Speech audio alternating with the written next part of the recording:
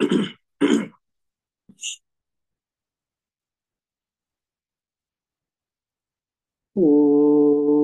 शन्नो मित्रः शं वरुणः शन्नो भवत्वर्यमा शन्न इन्द्रो बृहस्पतिः शन्नो विष्णुरुक्रमः।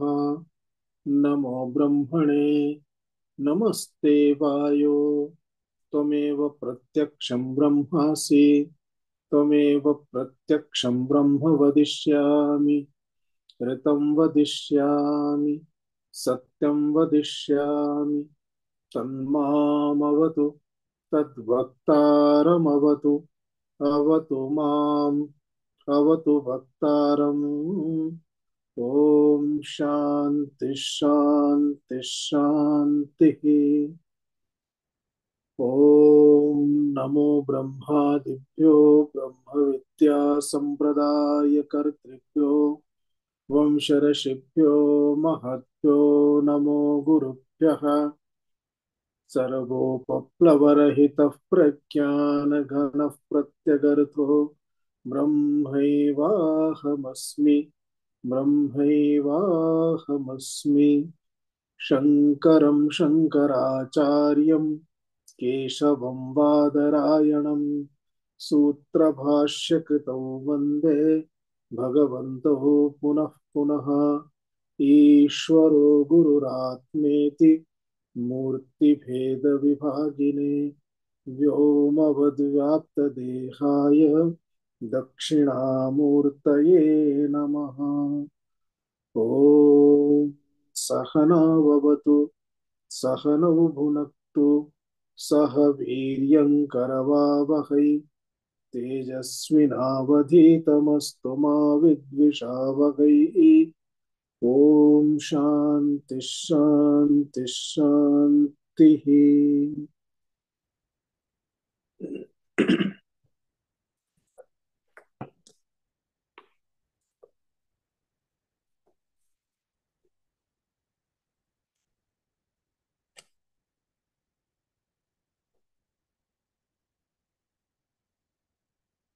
विंशतितममन्त्रतः उच्चारणं कुर्मः।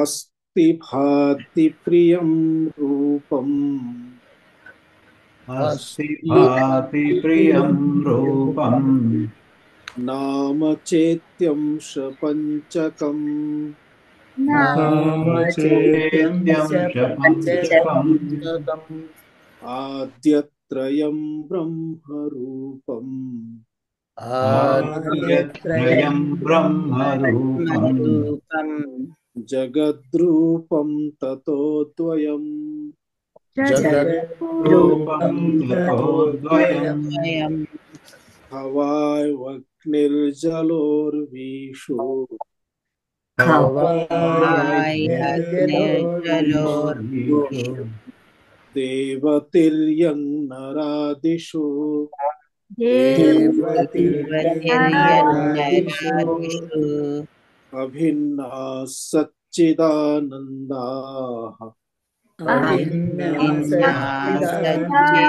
सच्चिदानन्दाः विद्येते रूपनामनि विद्यते रूपनामनि उपेक्ष्य नामरूपे द्वे उपेक्षनामरूपे द्वे सच्चिदानन्दतत्परः सच्चिदानन्दतत्परः समाधिं सर्वदा कुर्यात् समाधिं सर्वदा कुर्यात् हृदये वाथवा बहिः हृदयेवाथवा बहिः। इदानीं समाधिं कर्तुम् उच्यते। समाधिं सर्वदा कुर्यात्। सर्वदा समाधिं कुर्यात्। कुत्र कुर्यात्? हृदये अथवा बहिः, अर्थात अंतः अथवा बहिः। कथं कुर्यात्? सच्चिदानंद तत्परः सन्। एकमात्रं सच्चिदानंद सच्चिदानंदम् एव ध्यायन् इत्यर्थः। तदपि कथं संभवति? नाम रूपे द्वे उपेक्ष्य। पूर्वं यदुक्तम् अस्ति भाति प्रियम् इति सच्चिदानन्दः, अस्ति भाति प्रियमिति सच्चिदानन्दः, अस्ति इति सत्, भाति इति चित्, प्रियमिति आनन्दः। अतः सच्चिदानन्दः। अस्ति भाति प्रियमिति एतत्त्रयम्, एतत् यत् एतानि यानि त्रीणि सन्ति तान् प्रति तत्परः सच्चिदानन्द तत्परः अयम् उपासकः सच्चिदानन्द तत्परः सन् किम् उपेक्ष्य ध्यायेत? नाम रूपे पंचसु नाम च रूपं च इति एतदेव जगद्रूपमिति उक्तम्। आद्यत्रयम् ब्रह्मरूपं जगद्रूपं ततोद्वयम्। अर्थात यद्यद् जगद्रूपं भासते तत्तत् उपेक्षणीयम्। कथम उपेक्षणीयम् इत्युक्ते तत्र तत्र सर्वत्र सच्चित् आनंद रूपः रूपं यदस्ति तद् भावनीयम् इत्यर्थः। एतदेव ईशावास्योपनिषदि आरम्भे एव उच्यते। ईशावास्यमिदगुं सर्वं यत्किञ्च जगत्यां जगत्। अर्थात् जगत्यां यत्किमपि जगत् अस्ति, यत्किमपि जगत् इत्युक्ते यत्किमपि नाम रूपं दृश्यते तत् सर्वमपि तत्र किं भावनीयम्? ईशावास्यम् इति। तत्र ईशा वास्यम् इति भावः। सर्वत्र ईशा ईश्वरः एव। परमात्मना ईशा ईश्वरेण परमात्मना सर्वं भावनीयमिति। एतस्मिन् विषये अस्माभिः किञ्चित् विचारः क्रियते स्म। त्रयोदश सोपानानि उक्तानि सन्ति आचार्य सुरेश्वरवर्येण। तदस्माभिः अवलोक्यते स्म। तानि कानि त्रयोदश सोपानानि भवन्ति एकवारं पश्यामः। त्रयोदश सोपानानि यानि सन्ति तेषु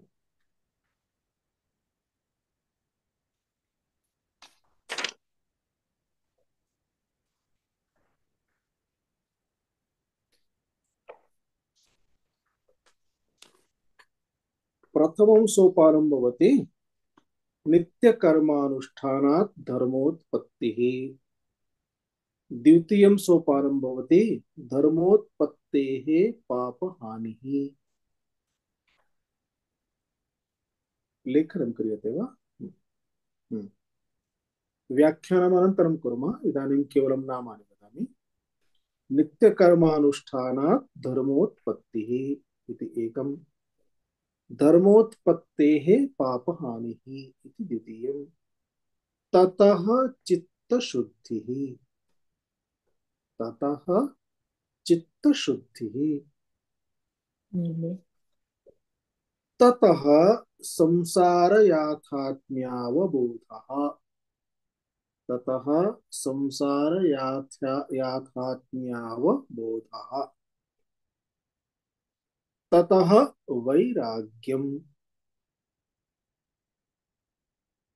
ततः मुमुक्षुत्वम्। तदुपाय पर्यवेक्षणम्। तदुपाय पर्यवेक्षणम्। सर्वकर्म तत्साधन संन्यासः। नवममस्ति योगाभ्यासः।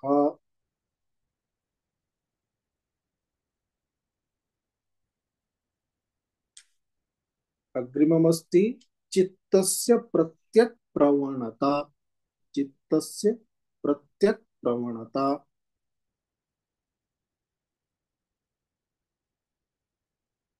तदनन्तरम् एकादशः तत्त्वमस्यादि वाक्यार्थ परिज्ञानम्।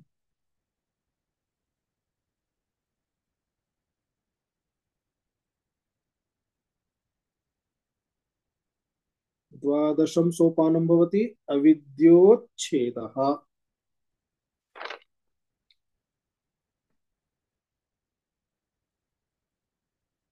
अन्ते स्वात्मनि एव अवस्थानम्। स्वात्मनि एव अवस्थानम्। एतानि त्रयोदश सोपानानि भवन्ति। इदानीम् एकैकं क्रमशः विचारयामः। प्रथमं सोपानमस्ति नित्यकर्मानुष्ठानात् धर्मोत्पत्तिः। धर्मोत्पत्तिः इत्युक्ते पुण्योत्पत्तिः। धर्माधर्मः इत्युक्ते पुण्यपापम्।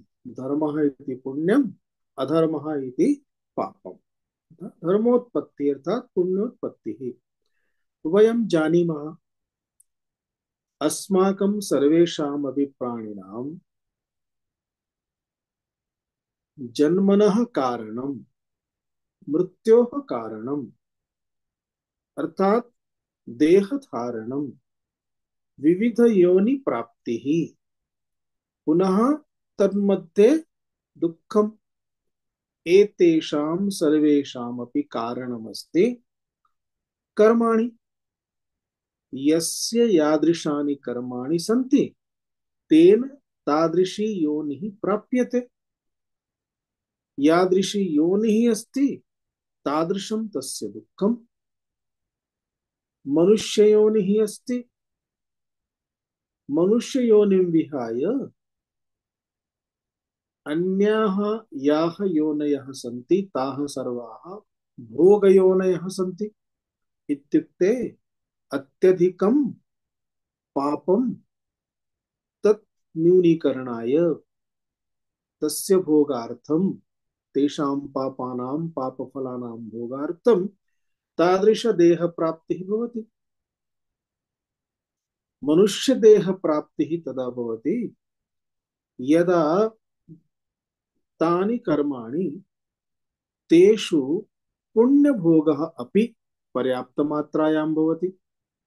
पर्याप्तमात्रायां भवति इत्युक्ते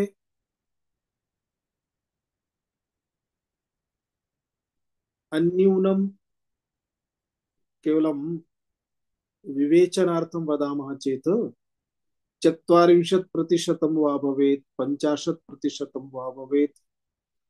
50तः उपरि यावदधिकं भवति तावत् तस्य मनुष्यस्य योनिः इत्युक्ते मानवयोनिं प्राप्नोति। 50 इति कथनस्य तात्पर्यं 50 एव इति आवश्यकं नास्ति, किञ्चित् न्यूनमपि भवितुमर्हति। एवं यावदधिकं पुण्यमस्ति तावत् तस्य कर्मसु अधिकारः भवति। तेषां कर्मणां गणना क्रियते, पापपुण्यप्राप्तिः भवति। अतः मनुष्ययोनिः एव तादृशी योनिः अस्ति यत्र पूर्वकृतकर्मणां भोगः अपि अस्ति। पापात्मकः पुण्यात्मकः अर्थात् सुखात्मकः दुःखात्मकः भोगः अपि अस्ति। पुनः नूतनानि कर्माणि अपि भवन्ति। तानि कर्माणि सर्वाणि सञ्चितानि भवन्ति। कानिचन सद्यः फलं दातुं भवन्ति, तानि सद्यः फलं यच्छन्ति। कानिचन विलम्बेन, कानिचन आगामि जन्मसु यच्छन्ति। अतः तानि सर्वाणि सञ्चितानि इति उच्यन्ते। एवं सर्वेषामपि कारणमस्ति कर्माणि। अतः यदि देवयोनिः प्राप्यते तर्हि या स्थितिः मनुष्याणाम् अस्ति सा स्थितिः देवानां नास्ति। सुखमधिकमस्ति, आयासः न्यूनः अस्ति, फलभोगार्थम् अन्यत् किमपि कर्तव्यं नास्ति, स्वयमेव फलानि प्राप्यन्ते। परन्तु कालः अस्ति, देहः अस्ति, अतः किमपि तु करणीयं भवति। किमपि करोति, गमनागमनं करोति, यत्र गच्छति तत्र गच्छति। इच्छति चेत् देवार्चनं करोति, न इच्छति चेत् किमपि अन्यत् करोति, अथवा इन्द्रादयः यथा उपविश्य सुरापानं कुर्वन्ति, किमपि कुर्वन्ति, आहत्य तेषां कार्यं तु भवति, परन्तु भोगार्थं तेषां कृते सर्वम् उपलब्धमस्ति, यदिच्छन्ति प्राप्नुवन्ति इति सा एका योनिः देवयोनिः अस्ति। परन्तु तदपि संसारान्तर्गतमेव अस्ति, जन्म मृत्यु तत्रापि प्राप्येते एव। अतः तेषां सर्वेषां मूलं कारणं किमस्ति? धर्माधर्मादिकम्। एतदर्थम् इत्युक्ते उत्तमं जीवनं भवेत्, सात्विकं शुद्धं जीवनं भवेत्, मनसि प्रसन्नता भवेत्, एतादृशी अपेक्षा चेत् तेन किं करणीयं? धर्माणाम् उत्पत्तिः करणीया। धर्माणाम् उत्पत्तिः कथं भविष्यति? कर्मभिः। तेषु मुख्यतः नित्यकर्माणि। अतः प्रथमं सोपानम् अत्र दीयते नित्यकर्मानुष्ठानम्। अस्माकं जीवने प्राप्तानि यानि कर्माणि सन्ति, वेद विहितानि कर्माणि एव भवन्तु। अत्र सामान्य कर्मणां विषये उल्लेखः न क्रियते, यथा प्रातः उत्थानं, स्नानं, भोजनम्, एतेषाम् अत्र प्रश्नः न भवति, सर्वप्राणिनां कृते सामान्यम्। अत्र यदा नित्यकर्माणि यदा उच्यन्ते तदा नित्यकर्मसु यथा सन्ध्यावन्दनमस्ति, यैः सन्ध्यावन्दनं प्राप्तमस्ति तैः सन्ध्यावन्दनं करणीयम्, गायत्री जपः करणीयः, इष्टदेवस्य पूजा करणीया, सेवा करणीया, भगवतः श्रीकृष्णस्य सेवा इति। यथा केचन बालगोपाल सेवां कुर्वन्ति, तद्वत् शालिग्राम सेवां कुर्वन्ति, एवं सेवा पूजा करणीया, तदपि नित्यकर्म एव। नित्यम् अध्ययनं श्रवणं करणीयम्। एवं ये ब्रह्मचारिणः सन्ति तेषां किञ्चित् पृथक् नित्यकर्माणि सन्ति, ये गृहस्थाः सन्ति तेषां कृतेपि नित्यकर्माणि किञ्चित् पृथक् रूपेण भवन्ति। ब्राह्मणादीनां कृते नित्यकर्माणि सन्ति, ब्राह्मण परिवारादीनां कृते अपि कानिचन विभिन्नकर्माणि भवन्ति, यथा पंचदेव पूजा इत्यादिकम्। एवं एतत् सर्वम् अस्माभिः प्रथमकक्षायामेव चर्चितमासीत्, अतः तत्र विस्तारः न क्रियते। आवश्यकं चेत् पुनः तत्र भवद्भिः किञ्चित् एकवारं श्रोतव्यम्। वेदो नित्यमधीयताम् इत्यादिकं यदा पाठितमासीत् तस्मिन् समये तस्मिन् विषये उक्तमासीत्। अतः नित्यकर्माणि यानि सन्ति, नित्यकर्मानुष्ठानेन वेदविहितकर्मभिः, भगवतः आराधनया, जपादिभिः, कर्मयोगद्वारा एतैः सर्वैः उपायैः अस्माभिः अस्माकं पुण्यानां वर्धनं कर्तुं शक्यते। पुण्यानां वर्धनं यदा क्रियते इत्युक्ते धर्मोत्पत्तिः भवति, पुण्योत्पत्तिः भवति, पुण्यवर्धनं भवति, अग्निहोत्रादि कर्माणि अपि तदन्तर्भूतानि भवन्ति। एवं एतादृशकर्मभिः पुण्योत्पत्तिद्वारा, धर्मोत्पत्तिद्वारा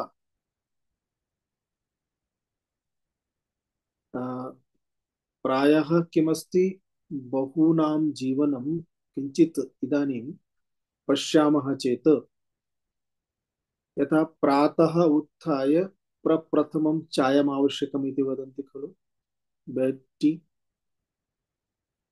एतेन पुण्यवर्धनं भविष्यति इति चिन्तयति वा? नैव। भोगः अस्ति, भोगः क्रियते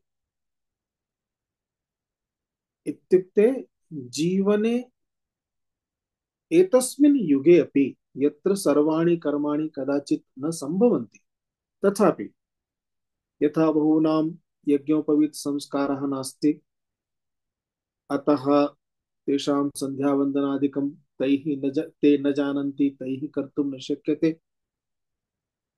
परन्तु यदि जीवने तैः इष्टं भवति,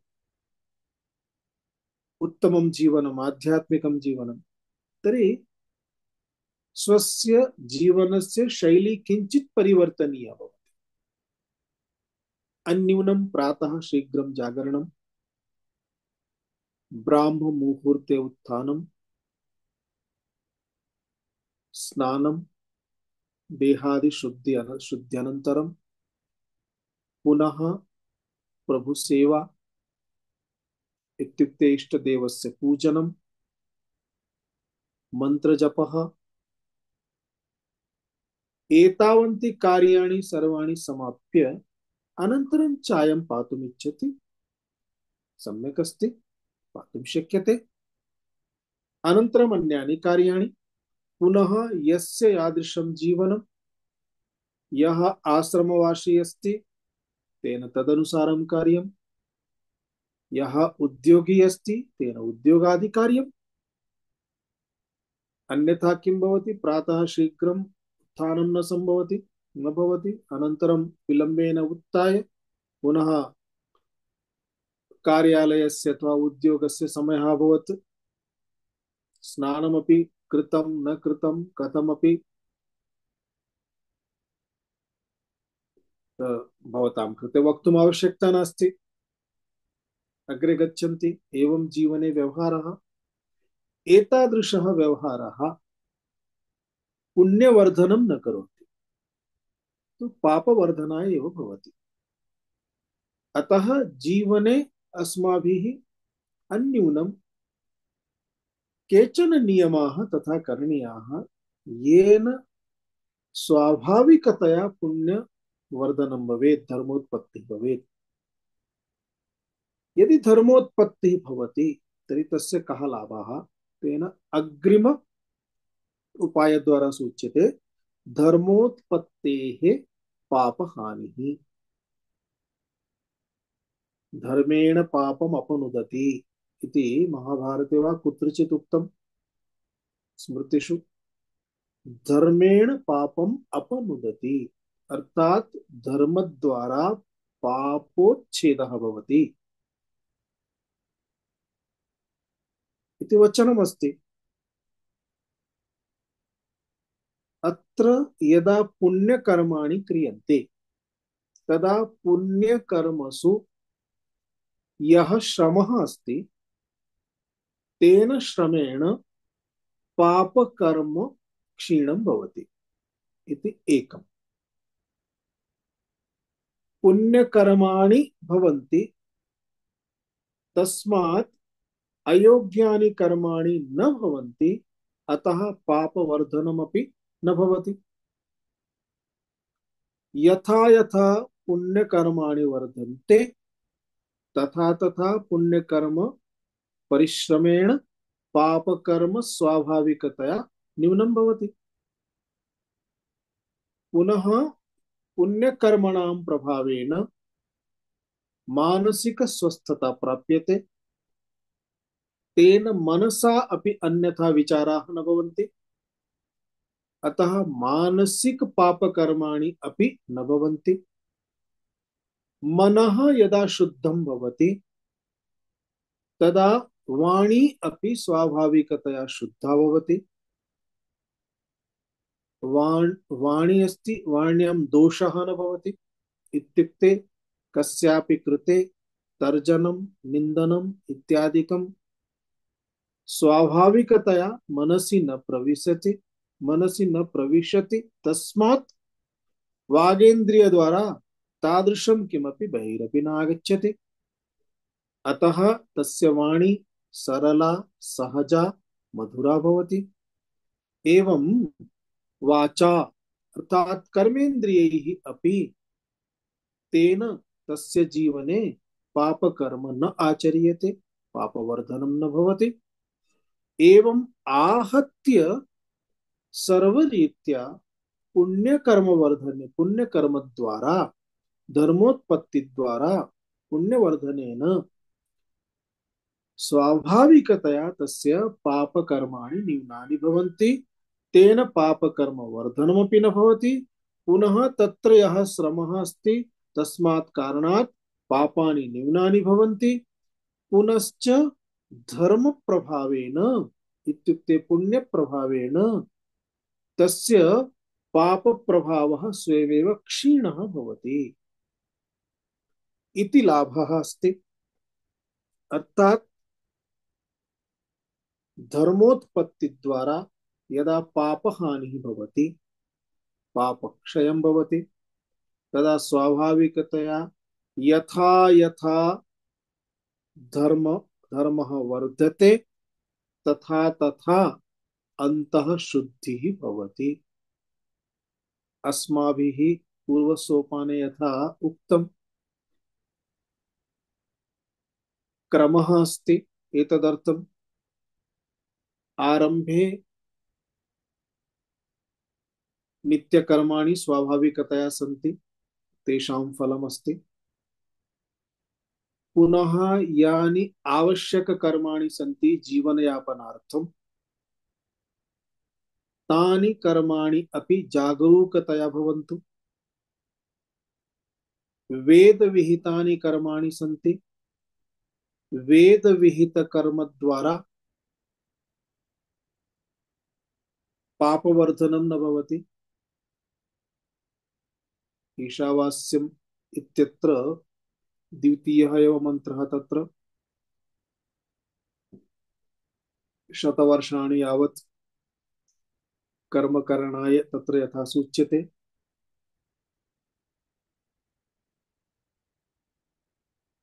इत्युक्ते अस्माकम् एतानि यानि कर्माणि, अस्माकं काश्चन इच्छाः सन्ति, ताः इच्छाः अन्यस्य कृते हानिकर्तॄणि न भवन्तु। अर्थात अस्माकं कर्म हानिकारकम् अन्येषां कृते न भवेत् इति अवधानं तत्र दातव्यम्।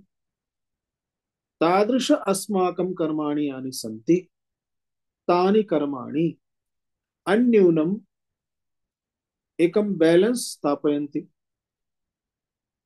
ततः मन्दं यदा बोधः भवति, यावदपि वयं सुखं भोगम् इति इच्छामः, इच्छायाः कदापि समाप्तिः नास्ति। तदपेक्षया इच्छायामेव अस्माभिः नियन्त्रणं करणीयम्। इच्छायां नियन्त्रणं कुर्मः चेत् स्वाभाविकतया कर्मसु नियन्त्रणम् आगच्छति, अनावश्यककर्माणि तत्र समाप्तानि भवन्ति। शनैः शनैः बोधेन, ज्ञानेन, विचारेण तेन अवगम्यते, तस्य अवगमनस्य फलं भवति। तत्र पुनः सः यथा एतानि कर्माणि करोति, तस्य हृदये भावः अस्ति, दया अस्ति, करुणा अस्ति, पुण्यभावः अस्ति, सेवा कर्मसु अपि प्रवृत्तः भवति। एवं स्वाभाविकतया अंतः शुद्धि तस्य क्रमेण वर्धते। यथा यथा क्रमेण अंतःकरणं शुद्धं भवति, तथा तथा तस्य कामना निर्मूलतां प्राप्नोति। कामना यदा निर्मूला भवति, तदा कर्माणि निष्काम कर्माणि भवन्ति। एवं कर्मयोग द्वारा, निष्काम कर्म द्वारा सः तस्य धर्मोत्पत्तिं करोति। तद्वारा, धर्मोत्पत्ति द्वारा तस्य किं फलमिति अग्रिम सोपाने सूच्यते। ततः चित्त शुद्धिः। ततः तस्मात् इत्युक्ते धर्मोत्पत्ति द्वारा पापक्षयात् च, पापक्षये धर्मोत्पत्ति द्वारा इत्यर्थः। चित्त शुद्धि भवति। पापम इत्युक्ते किम? पापम नाम मलम, अशुद्धिः। रागद्वेषः इत्येव अशुद्धिः। रागद्वेषः मलम्। एतद् यदस्ति तद् अयम् अधर्मः, अयम् रागद्वेषः, एतत् पापम्, एषा अशुद्धिः। यदा निर्गच्छति तदा स्वाभाविकतया अन्तः शुद्धिः वर्तते, चित्तशुद्धिः वर्तते। चित्तशुद्धिः वर्तते इत्युक्ते अन्तः शुद्धि, अन्तः शुद्धि इत्युक्ते मनःशुद्धि, बुद्धिशुद्धिः। मनः शुद्धं भवति, बुद्धिः शुद्धा भवति चेत् मनसि तस्य प्रभावः। मनः शुद्धं भवति चेत् इन्द्रियेषु प्रभावः। इन्द्रियाणि इतस्ततः न गच्छन्ति, तेन तस्य जीवने चित्तशुद्धेः अयं परिणामः आगच्छति। वासनाभ्यः इत्युक्ते इच्छाः कामनाः याः सन्ति ताभ्यः मुक्तिः प्राप्यते। चित्तशुद्धेः परिणामः इत्युक्ते तस्मात् सः अग्रे तस्य तथा स्थितिः भवति। यस्य मनः शुद्धमस्ति तस्मै यदि किमपि वदति, तं किमपि सूचयति तर्हि सः पालयति। यदि मनः शुद्धं नास्ति, यावदपि वदतु न शृणोति, न पालयति। हाँ, मनः अशुद्धमस्ति, अतः अशुद्धिं यदस्ति इत्युक्ते अशुद्धिकारकं वचनं यदि तस्य कृते अस्ति रोचते, तस्मिन् मार्गे सः भविष्यति। परन्तु तद् विपरीतं तस्य मनसि न प्रविशति। अतः मनः शुद्धं चेतेव योग्यम् उपायं तस्य मनः प्रवेशयितुं शक्यते, मनसि प्रवेशयितुं शक्यते। अन्यथा न संभवति। तस्य परिणामः भवति। इत्युक्ते मनः शुद्धं चेत् तस्य बुद्धिः विवेकवती भवति, विवेकं कर्तुं शक्नोति, विचारं कर्तुं शक्नोति। यदा विचारं कर्तुं शक्नोति तदा तस्य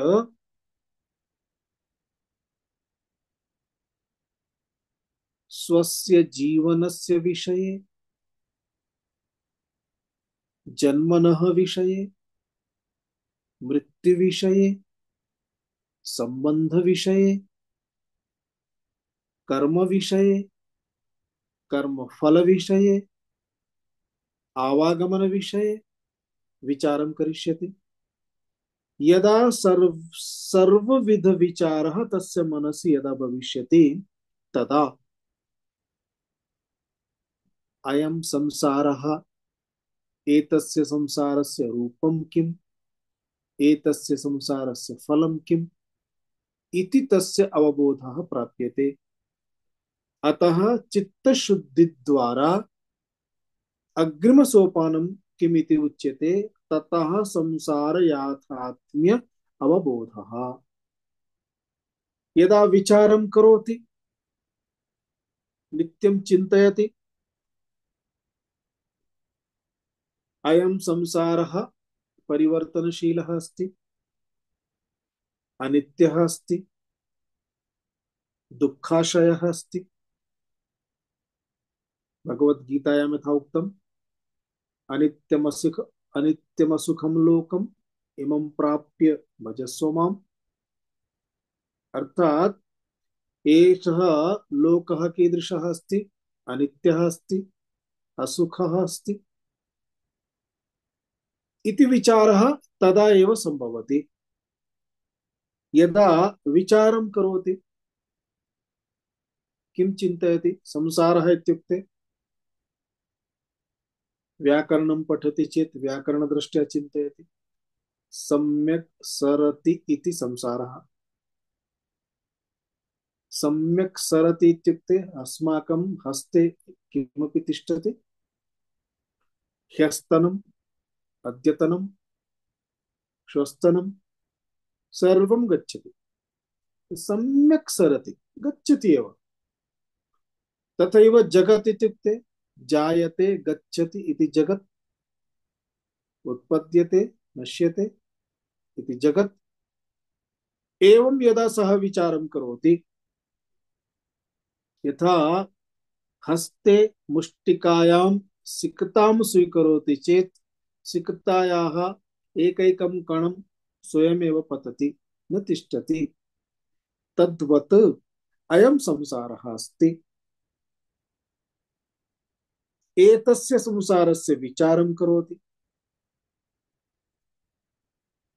विचारेण किं प्राप्यते?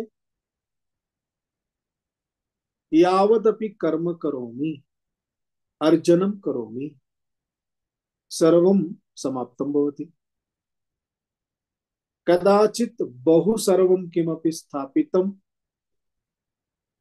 एकं तु अर्जने कष्टं, परिश्रमः, अर्जनं कृत्वा आनीतं तस्य रक्षणे कष्टं, कदा समाप्तं भवति? कश्चन चोरयति अथवा पतति, नष्टं भवति, भग्नं भवति, तस्य रक्षणे कष्टं, भोगेऽपि कष्टं, शीघ्रं समाप्तं भविष्यति। अतः सर्वमपि यदि धनमारितं चेत् तस्य व्यवस्थां करोति। कति रूप्यकाणां व्ययः दिने, एकस्मिन् दिने कियान् व्ययः, द्वितीय दिने कियान्, मासपर्यन्तं कथं सञ्चालनं करणीयं। या गृहिणी भवति तां पृच्छतु, सा सम्यक् जानाति, व्यवस्थां चिन्तयति। एवम् एकैकस्य पदस्य विचारः भवति। आहत्य जन्म मरणम् आगमनं गमनम् इत्यादिकं यदा विचारं करोति, तेन विचारेण विचारेषु अपि सूक्ष्मता आगच्छति। अतः सूक्ष्मतया विचारं करोति, तेन स्पष्टतया ज्ञायते एतत् यत् जगत् अस्ति तत् केवलं केवलं केवलं दुःखमयमेव अस्ति। सुखस्य केवलं किंचित् एषाया अनुभूतिः अस्ति, तदपि अन्ततो गत्वा दुःखमेव अस्ति। यावत् कालं मनसि एषः भावः न आगच्छति, तावत् कालं सः वेदान्तं श्रोतुं, जपं कर्तुं, पूजां कर्तुं सिद्धः न भविष्यति। अतः तदा एव तस्य सिद्धता आगच्छति।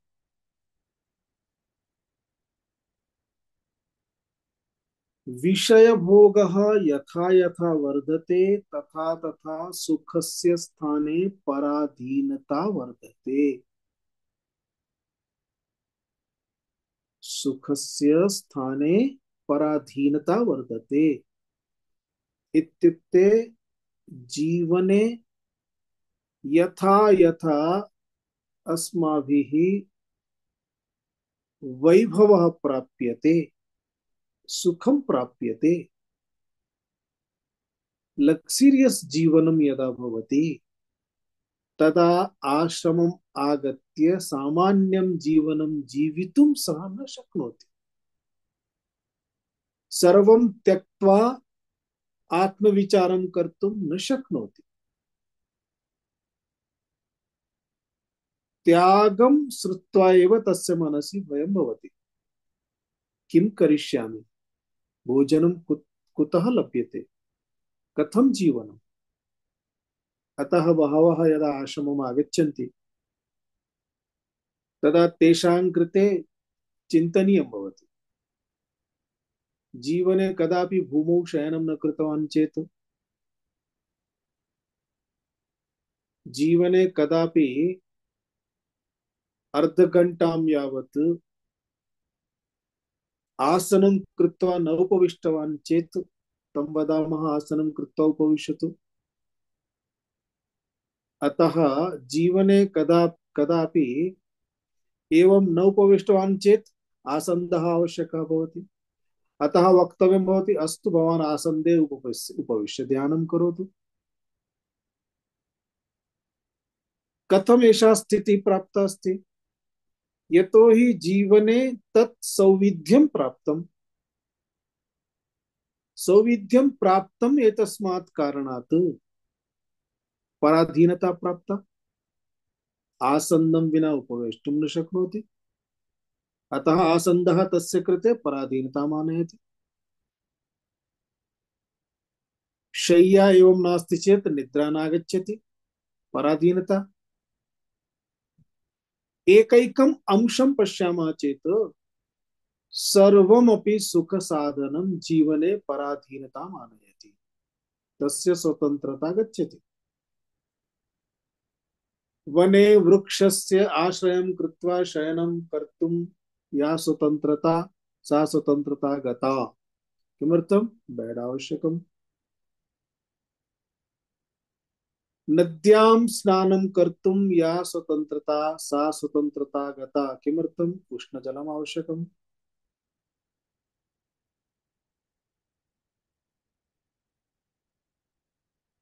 उपस्करेण सम्यक् उपस्कृतं व्याघरितं सूपः अन्नं सर्वं भुक्त्वा भुक्त्वा इदानीं सामान्यं सूपोदनं न रोचते। इत्युक्ते किम् अभवत्?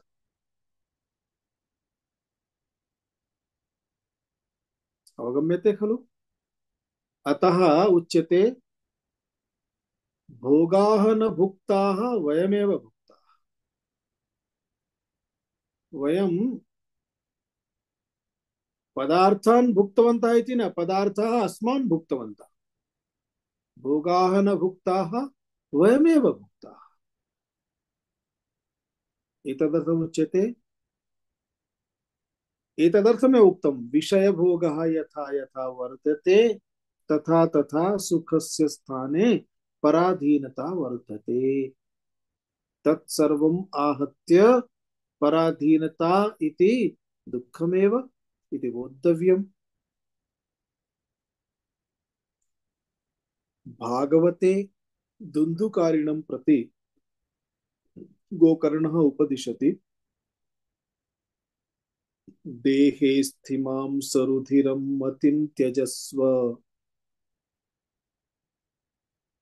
अर्थात एतस्मिन् देहे अस्ति मांस रुधिरम्, एतदेव अस्ति खलु। दासस्सुतादिषु ममतां विमोचथ विमुञ्चथ। अर्थात ममता कुत्र अस्ति? दासः सेवकः।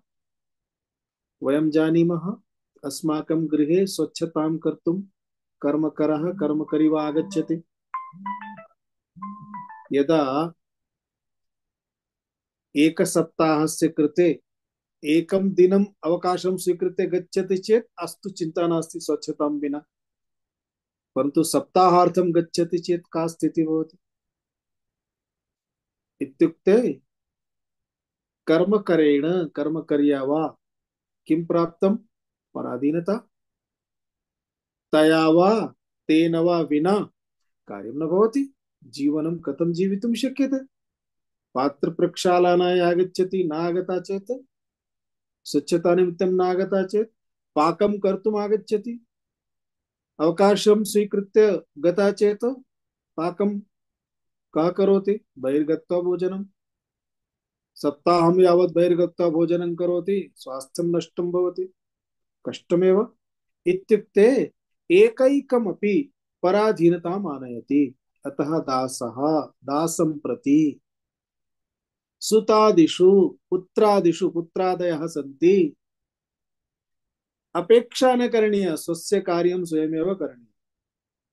पुत्रः कुर्यात्, पुत्री कुर्यात्, इति अपेक्षां कुर्मः चेत् पुत्रः तु करिष्यति, तस्य तु आनन्दः, सेवां करोति। पुत्री करिष्यति, तस्याः अपि आनन्दः एव, प्रसन्नतया करिष्यन्ति। परन्तु मम जीवने पराधीनता आगमिष्यति। अतः यावत् शक्यम् अन्यस्य आधारः आशयः अस्ति चेदपि स्वयमेव अभ्यासः करणीयः। तदेव उच्यते दाससुतादिषु ममतां विमुञ्चथ, विमुञ्च, त्यज।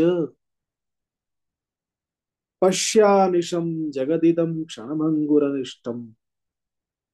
एतज्जगत् कीदृशमस्ति क्षणभङ्गुरम् इति पश्य। हे भ्रातः, वैराग्यरागरसिको भव, भक्तिनिष्ठः भव। अर्थात ईश्वरं प्रति भक्तिं धारय, वैराग्यरागनिष्ठः भव, वैराग्यं स्थापय, वृथा विषयान् त्यज। देहं प्रति एषः यः मोहः अस्ति तत् त्यज। देहे किमस्ति? उपरिष्टात् सम्यक् दृश्यते, किंचित ऑपरेशन करोति चेत् अस्ति मांस, मज्जा, रुधिरम्, एतदेव खलु। विचारयतु, विचारं करोति चेत् किं प्राप्यते? एतत् सर्वं बहिष्टात् सम्यक् रैपर अस्ति, अन्यथा दुर्गन्धः एव अस्ति। प्रत्येकमपि मनुष्यः प्रतिदिनं स्वस्य सेवां करोति।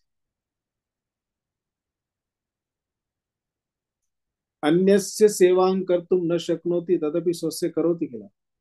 शौचालयं गच्छति, सर्वं प्रक्षालयति खलु। इत्युक्ते अस्माभिः एतस्य देहस्य कृते किं किं न क्रियते।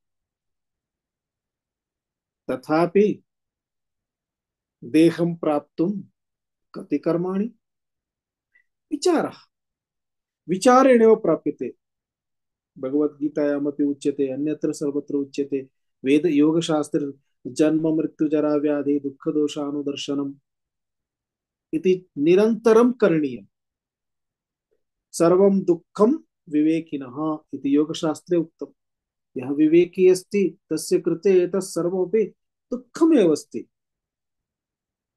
एवं दुःखरूपः संसारः अस्ति इति दर्शनं करणीयं भवति। एतदर्थमेव सुरेश्वराचार्याः एकैकं सोपानं यद् वदन्ति तेषु एतदुक्तम्।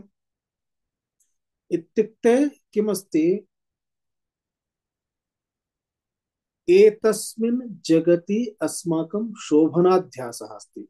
एतत् सुन्दरम्, एतत् सुन्दरम्, एतत् सुन्दरम्, एतत् सुखकरम् इति। वस्तुतः तेषु एकमपि सुन्दरं नास्ति, एकमपि सुखकरं नास्ति। तत्सर्वं पराधीनताम् आनयति। पराधीनता इति दुःखमेव अस्ति। अतः उच्यते शोभनाध्यासः अस्ति। शोभनाध्यासः अस्ति, तदेव तत्र विचारं करोति चेत्, इत्युक्ते तत्र विवेकः करणीयः। शोभनाध्यासः नाम जगतः वस्तु विषये एकैकं वस्तु विषये किं चिन्तयति, एतत् मह्यं सुखं दास्यति इति अध्यासः। वस्तुतः सुखं न तु वस्तुषु भवति, कदापि न भवति। यदि वस्तुषु सुखं भवति तर्हि सर्वदा सुखं ददाति खलु। यथा स्वेदकं शीतकाले सुखं ददाति, उष्णकाले यदि स्वेदके सुखमस्ति तर्हि सर्वदा दद्यात् किल, नास्ति एव। अतः वस्तुषु सुखमस्ति इति अध्यासः एव अस्ति, भ्रमः एव अस्ति। यावत् स्वस्थमिदं शरीरमरुजं, यावच्चेन्द्रिय शक्ति अप्रतिहता, यावज्जरा दूरतः।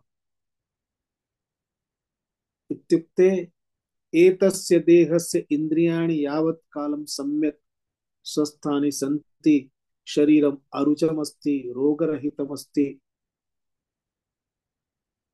वृद्धावस्था यावत् न प्राप्ता यतो हि वृद्धावस्थायां योगः कर्तुं ध्यानं कर्तुम् उपवेष्टुं कष्टम् अतः यावत् वृद्धावस्था न आगता अस्ति जरावस्था दूरे अस्ति तावत् शीघ्रं सर्वाः कामनाः त्यक्त्वा ईश्वरं भज इति सर्वशास्त्राणि वदन्ति एवम् अयं मार्गः अस्ति एतेन मार्गेण एतद्द्वारा अस्माभिः संसारस्य याथात्म्यम् अवबुद्ध्वा यदा संसारस्य याथात्म्य अवबोधः भवति तदा याथात्म्य अवबोधेन विचारेण इतोपि वक्तुं बहुविधमस्ति संसारविषये सर्वशास्त्रेषु संसारस्य विषये उच्यते नलिनी दलगत जलमतितरलम् इत्युक्ते यथा पद्मपत्रे पतितं जलम् अत्यन्तं तरलमस्ति कदा पतिष्यति तथैव एतस्य देहस्यपि निश्चितं नास्ति वायोः किञ्चित् एकः प्रवाहः आगच्छति जलमधः पतति तस्मिन् पद्मपत्रे पतितं जलं तद्वत् वायोः दुःखस्य अथवा रोगस्य कस्य एकः किञ्चित् प्रवाहः आगच्छति गतः अत्र तु इदानीं बहुवारं श्रूयते पञ्चविंशतिवयः एकस्य बालस्य अटैक् आगतं गतः इत्युक्ते कस्मिन् क्षणे कदा किं भविष्यति कोऽपि न जानाति रात्रौ सुप्तः अस्ति प्रातः जागरणं भविष्यति वा इति ईश्वरः एव जानाति अतः अहं सर्वदा सर्वान् वदामि प्रातः यदा उत्तिष्ठति तदा थैंक्स गॉड इति करणीयम् अद्य एकं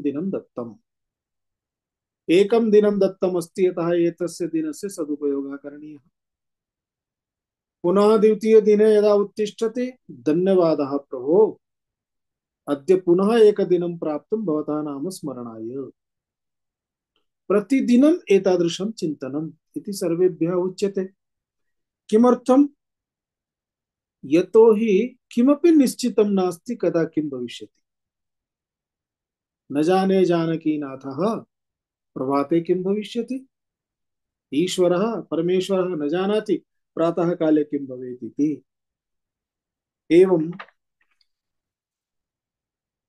एका बहु उत्तमा कथा अस्ति एकः कश्चन इत्युक्ते राजा इति वक्तुं शक्यते अथवा मनुष्यः इति वक्तुं शक्यते मनुष्यः इति स्वीकुर्मः एकः कश्चन मानवः बहु दुःखी आसीत् तदा कस्यचित् सन्यासिनः पुरतः गत्वा सः निवेदितवान् मम जीवने बहु दुःखम् अस्ति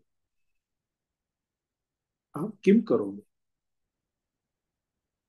तदा सः वदति बहु किमपि न करोतु एतत् सर्वं त्यजतु केवलम् एकं कार्यं करोतु तादृशम् एकं जनं यः सुखी अस्ति तस्य युतकं भवान् स्वीकृत्य धरतु भवान् सुखी भविष्यति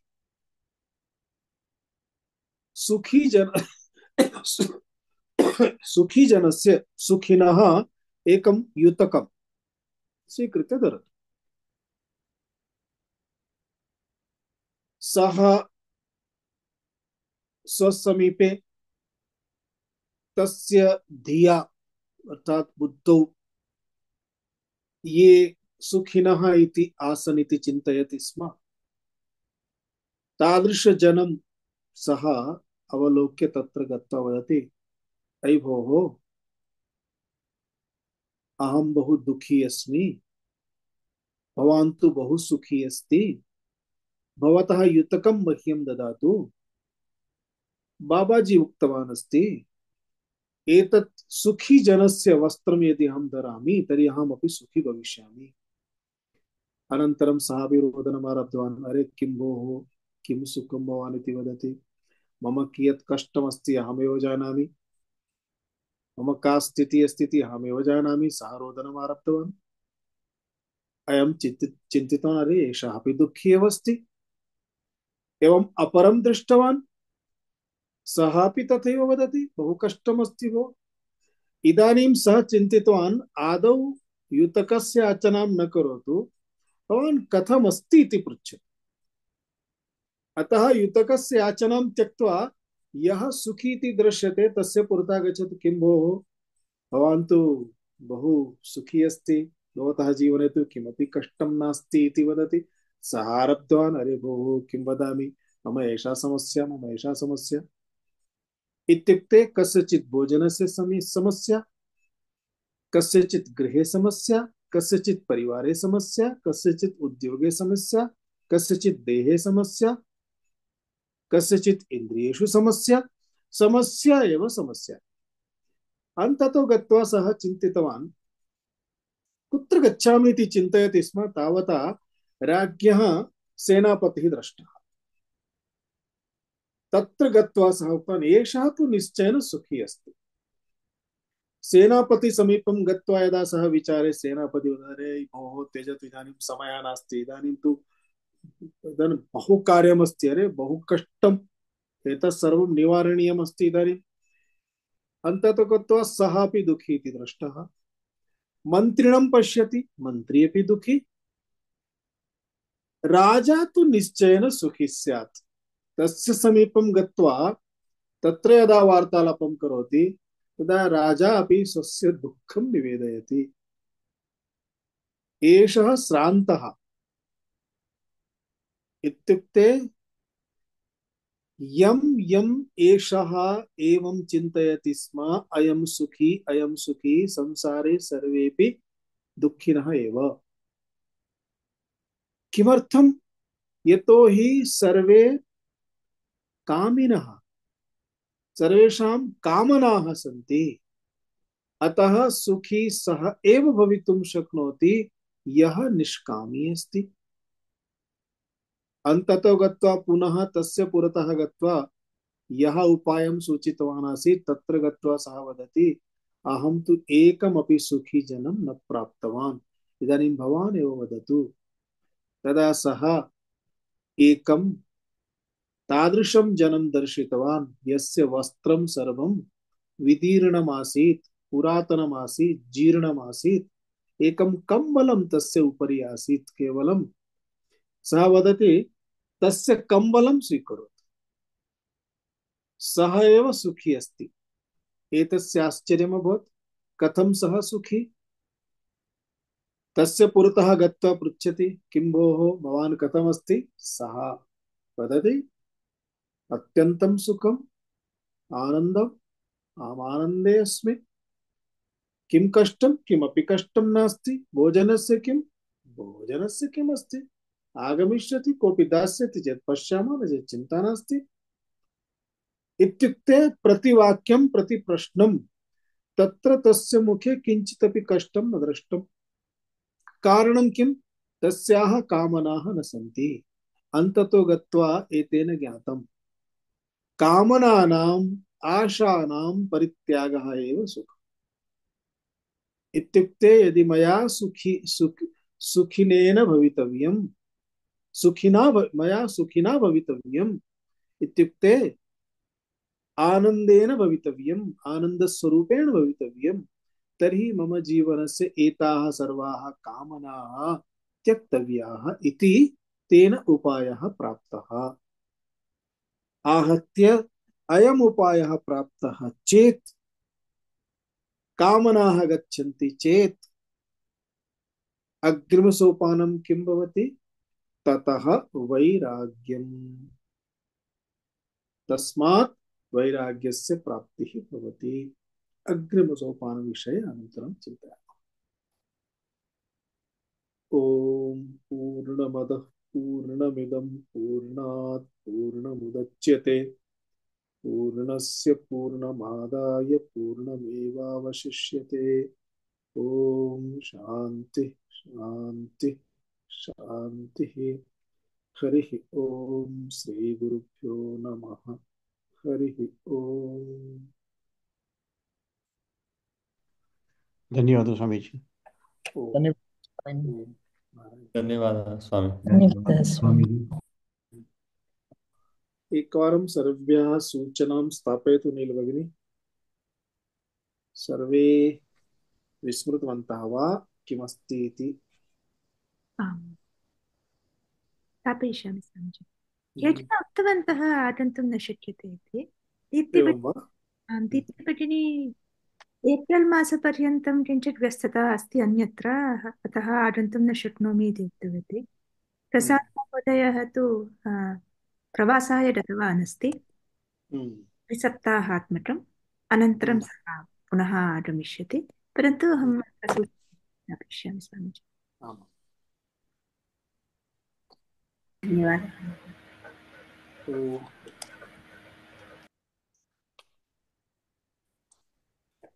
प्रणमामि स्वामी।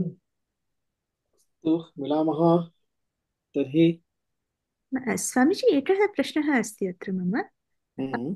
अत्र कर्म अनुष्ठानात् धर्म धर्मोत्पत्तिकारणतः पापस्य क्षयमपि भवति वा? इत्युक्ते आम्। बहुवारम् एवं श्रुतम्, अवश्यम् अनुभोक्तव्यं कृतं कर्म शुभाशुभम् इति। अतः यत् सञ्चित कर्म अस्ति, पापकर्म अस्ति चेत् तस्यापि क्षयं भवति वा धर्मकार्य अनुष्ठानात्? वदामि।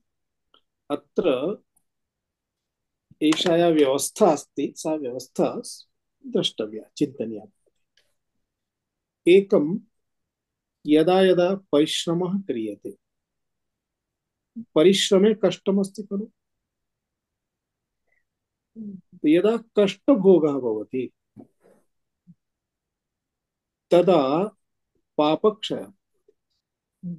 यदा यदा दुःखं भवति तदा दुःखम् इति कस्य परिणामः? पापस्य।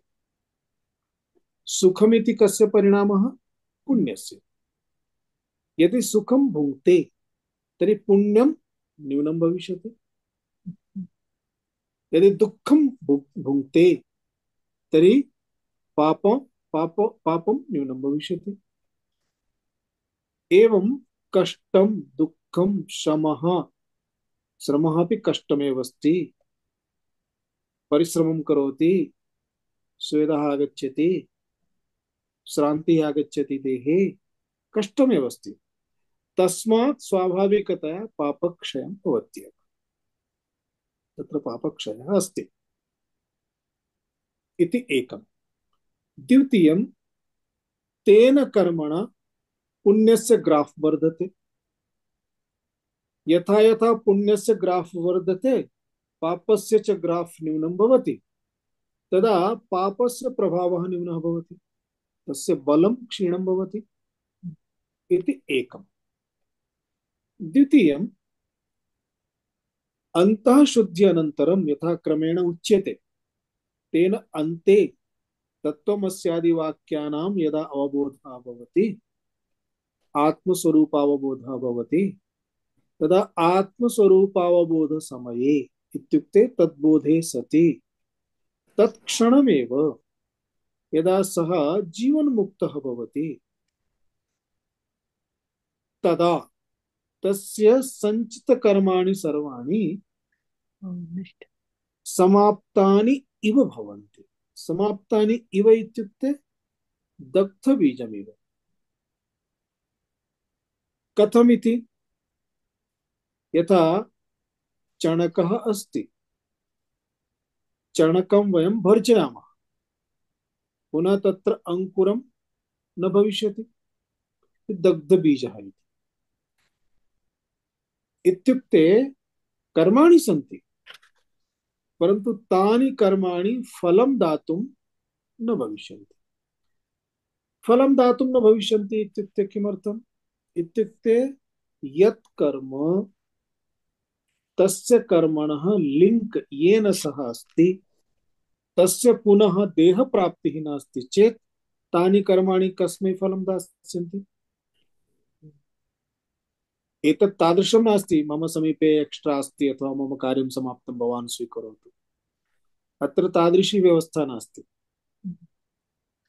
इदानीम् एषः नास्ति अतः एतस्य पुत्रस्य कृते ददामि, तानि कर्माणि पुत्रस्य कृते गच्छन्तु इति नास्ति, तानि कर्माणि तस्य कृते एव भवन्ति।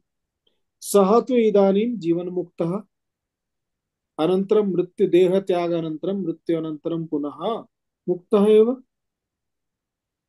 यदा मुक्तः अस्ति तदा मुक्ति अनन्तरं पुनः देहः नास्ति, यतोहि तस्य इन्द्रियाणि स्वस्वकारणे विलीनानि, अन्तःकरणं स्वकारणे विलीनम्। अन्तःकरणं नास्ति चेत् इन्द्रियादिकं सूक्ष्मदेहः एव नास्ति चेत् पुनः स्थूलदेहप्राप्तिः कथं सम्भवति। स्थूलदेहप्राप्तिः तदा एव सम्भवति यदा कर्माणि भवन्ति। इदानीं तस्य स्थूलदेहः नास्ति चेत् कर्माणि अपि किं करिष्यन्ति। अतः तानि कर्माणि समाप्तानि भवन्ति, एषा व्यवस्था अस्ति। परन्तु तत् क्रमेण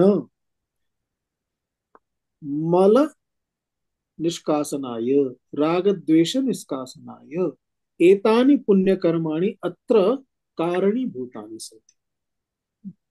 पुण्यकर्म द्वारा, योग्य कर्म द्वारा, विहित कर्म द्वारा, ईश्वरार्पण बुद्धि द्वारा कृत कर्मणा, कर्मफल त्याग द्वारा, निष्काम कर्मणा एव अंतः शुद्धि संभवति। अतः नित्य कर्माणि यानि सन्ति तेषां किमपि फलं न उच्यते। नित्य कर्मणां फलं यदा न उच्यते तर्हि नित्य कर्मणां फलं किमस्ति, अंतः शुद्धि एव। अतः अंतः शुद्धि द्वारा एव अग्रिमयात्रा संभवति। एतदेव अस्ति तस्य नित्य कर्म द्वारा धर्मोत्पत्तिः।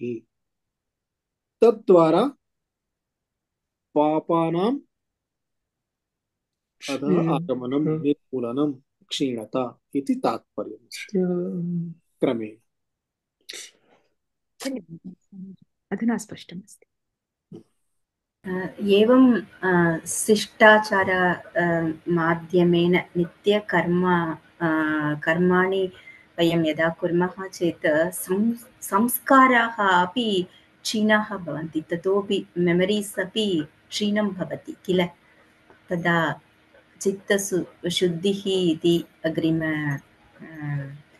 सोपाने दत्तमस्ति। एवम् अस्माकं मनसि विद्यमान चाञ्चल्यम् एवं विक्षेपाः तेषामपि क्षीणं भवति। एवं सत्यमस्ति। अस्तु। एतत् सर्वं निर्गतं चेतेव ध्याने उपवेष्टुं शक्यते, तदेव सूचयति।